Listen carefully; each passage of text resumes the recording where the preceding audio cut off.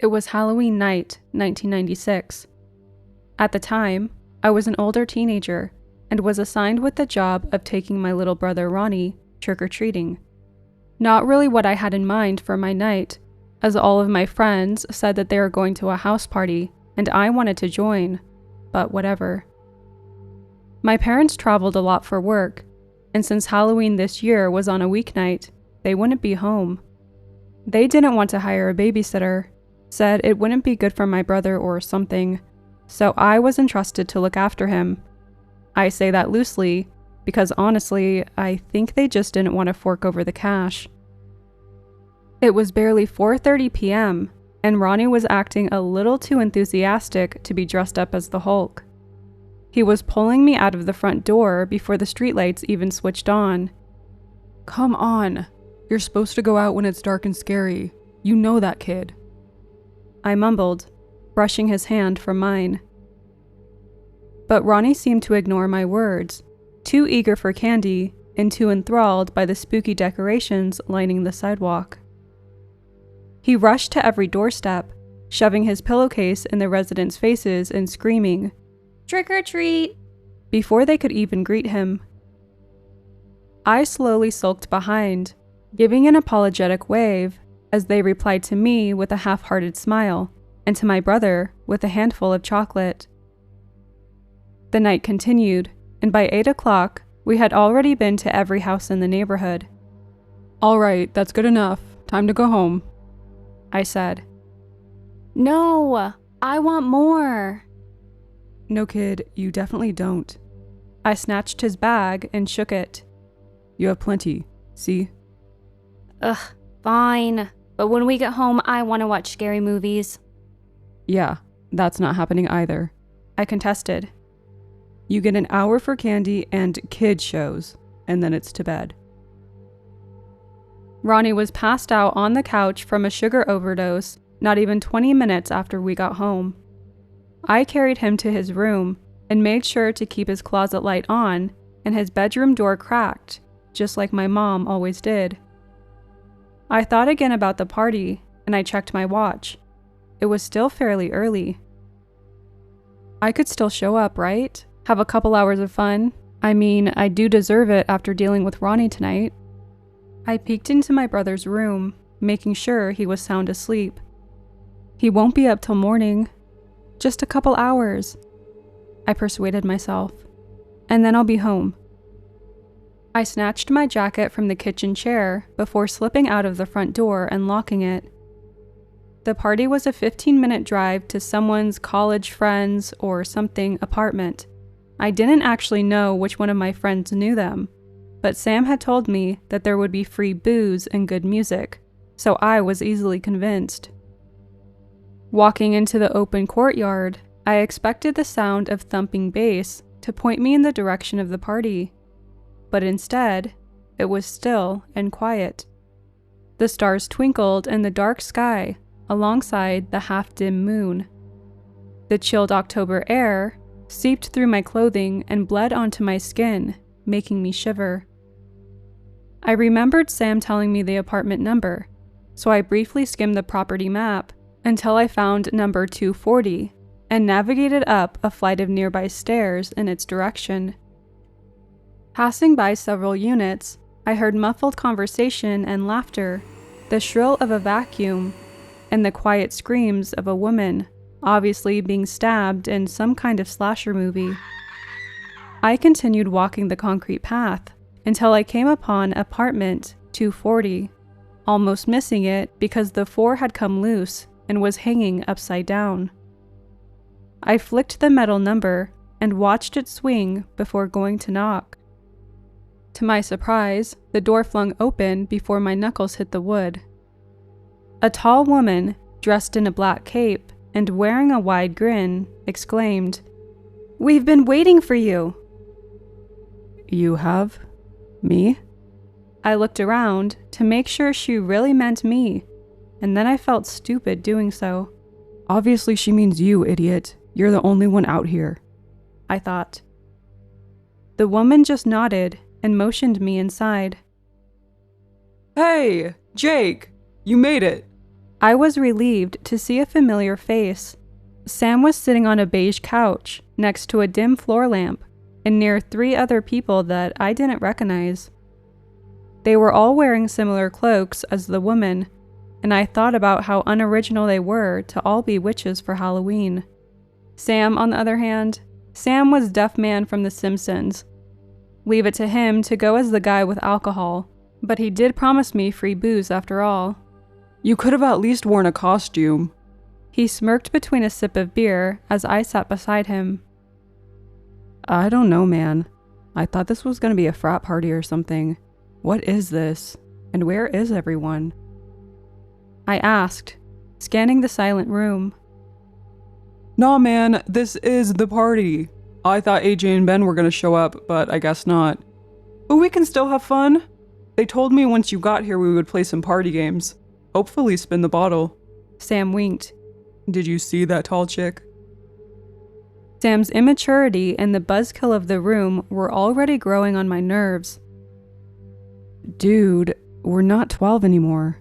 I don't want to play spin the bottle. This party blows. I think I'm just gonna go. No, wait! The tall woman shrieked and then composed herself. I mean, you can't. You just got here. Let's just play something, okay? I hadn't noticed that she was already holding a cardboard box, and she knelt on the carpet to open it. The other people followed, sliding off the couches and circling around. The woman's long fingers held out a Ouija board. This is what we're playing. Have you ever tried one? Yeah. Sam interrupted her question, obviously directed at me. Played one time with my cousins as a kid, but it's all BS. Nothing ever happened. Well, my cousin Billy did pretend to be possessed, but shh! The woman snipped, glaring at Sam. Her eyes fell back onto me, and her eyebrow raised, awaiting my reply. No, I haven't. I've only seen that crap in movies. Plus, ghosts aren't real. I've never believed in them. Well then, I guess it's time we convince you of its power. She smiled smugly. Altogether, the group of strangers positioned their fingers on the planchette. They all looked up at Sam and me, expecting us to join. I glanced at my friend, and he motioned to the board with a look of just do it. Fine, whatever. But after this, I really am going home. Great, the tall woman croaked, throwing her head back, and then became silent. A few seconds passed before she began speaking.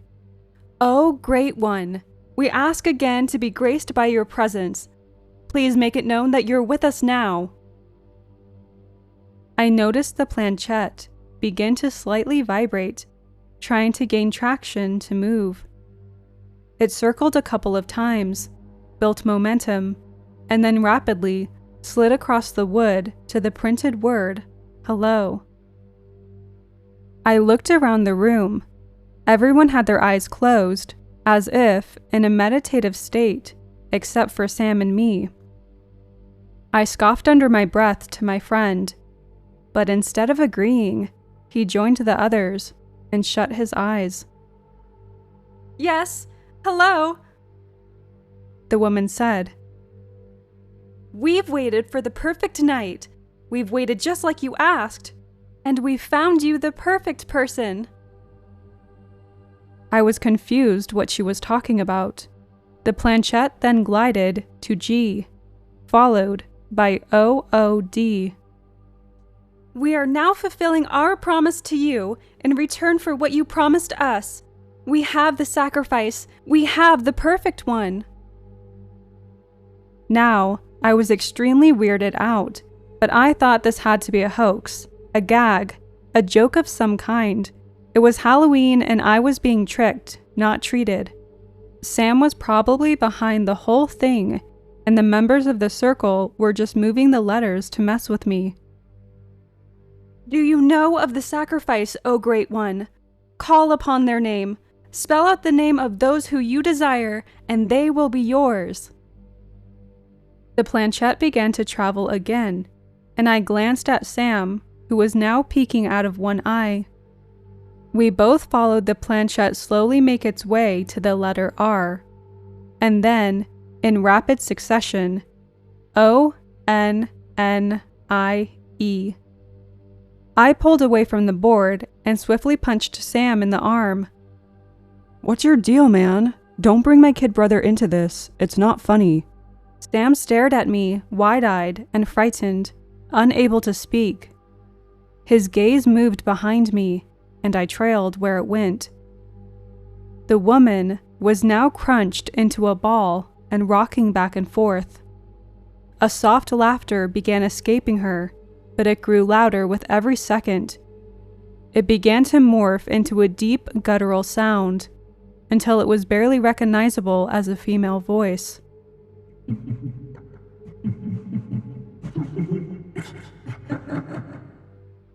Her head flung up violently, and I'm surprised it didn't snap right then and there. Her eyes were huge and glowing yellow. Her mouth gaped open, and without moving lips, released a chant. Ronnie, Ronnie, I have Ronnie. I jumped up and yanked on Sam's arm, but he was still paralyzed or somehow entranced by the woman. She bellowed, and I ran for the door.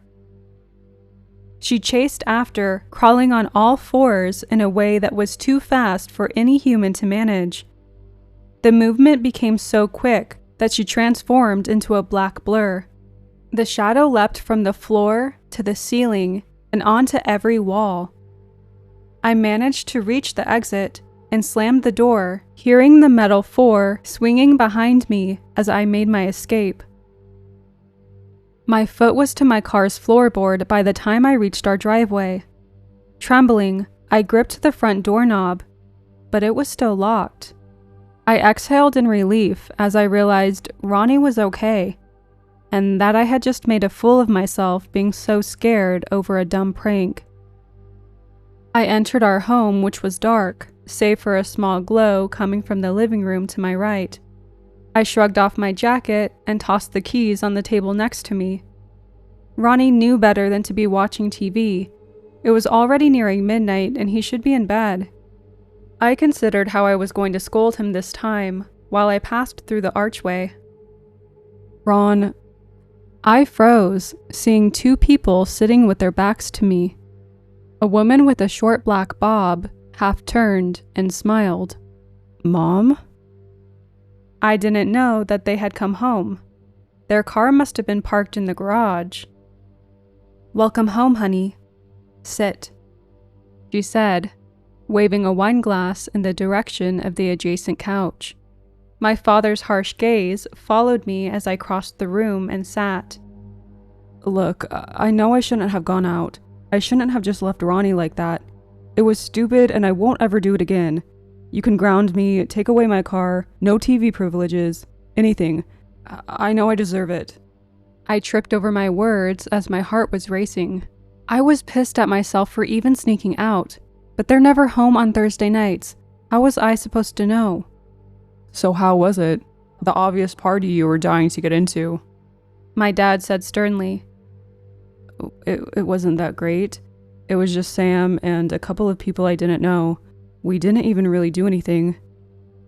He removed his glasses and rubbed his eyes in frustration, contemplating for a moment. Well, dear, my father finally said, and glancing at my mom with a furrowed brow. What do you think we should do about him? How do you feel? My parents stared at each other, concerned for a few seconds. But then my mother said, I feel perfect. And they both burst out laughing.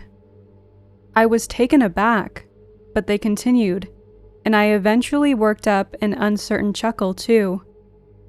And then my mom turned, and she said jovially, Now we're going to kill you.